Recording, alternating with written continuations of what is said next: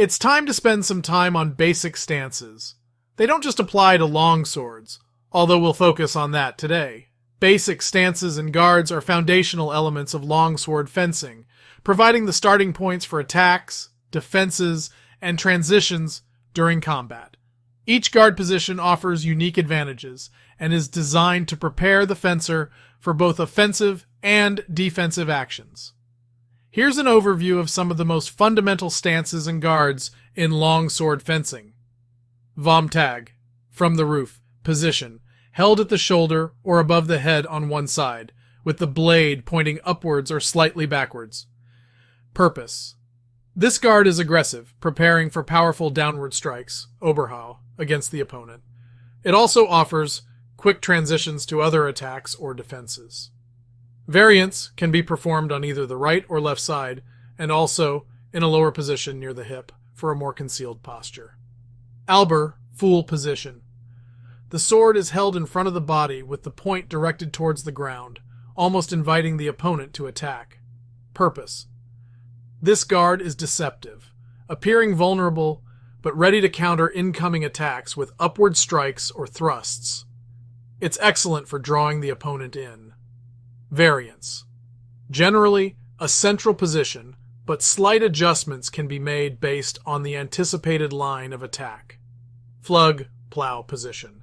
The sword is held at one side of the body, near the hip, with the point directed at the opponent's face or chest.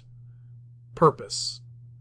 This guard balances offense and defense, allowing for quick thrusts or transitions to cuts. It's particularly effective for engaging the opponent at closer ranges. Variants, right flug on the right side and left flug on the left side, depending on which foot is forward and the direction of the intended attack. Oak's ox position. The sword is positioned next to the head, angled upwards, with the point aiming directly at the opponent's face or upper body. Purpose. Ox is a versatile guard that facilitates thrusts and defends against high attacks. It can quickly transition into cuts or other guards. Variants can be adopted on either side, aligning with the lead foot for stability and reach. Zornhut, Wrathguard position. The sword is held back and to the side, almost parallel to the ground, with the tip pointing towards the rear. Purpose. Primed for powerful diagonal or horizontal strikes, this guard generates surprise and momentum, ideal for breaking through the opponent's guard. Variants, typically used on the dominant side to maximize the power and reach of the ensuing strike. Langanort, long point, position. The sword is extended directly towards the opponent with both arms straight and the point aiming at the opponent's face or chest. Purpose. This guard is both offensive and defensive, controlling the center line and threatening with thrusts. It's excellent for maintaining distance and applying pressure. Variants. Can be adapted with slight movements to respond to the opponent's actions, keeping the threat of the point present. Hangen, hanging position. Similar to Oak's, but with the blade hanging down on either side of the body, creating an angle for deflecting incoming strikes. Purpose. This guard is defensive, designed to counter high attacks and transition into counter strikes or thrusts. Variants. Right and left hangen, depending on which side of the body the sword hangs, often aligning with the opposite foot forward. Application and training.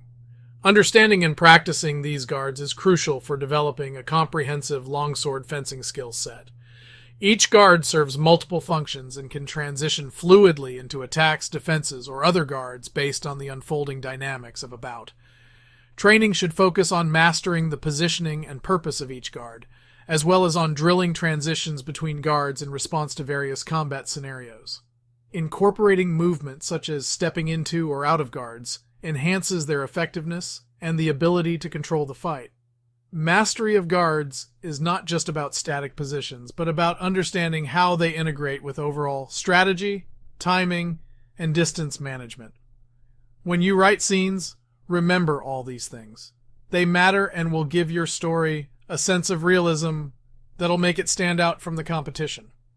But don't use direct terms outside of dialogue, or you might go into tell rather than showing. Also, keep in mind that your readers don't necessarily have the same info as you do. Keep it for an audience that's not experts like those who know about ox stance. I hope this helps you.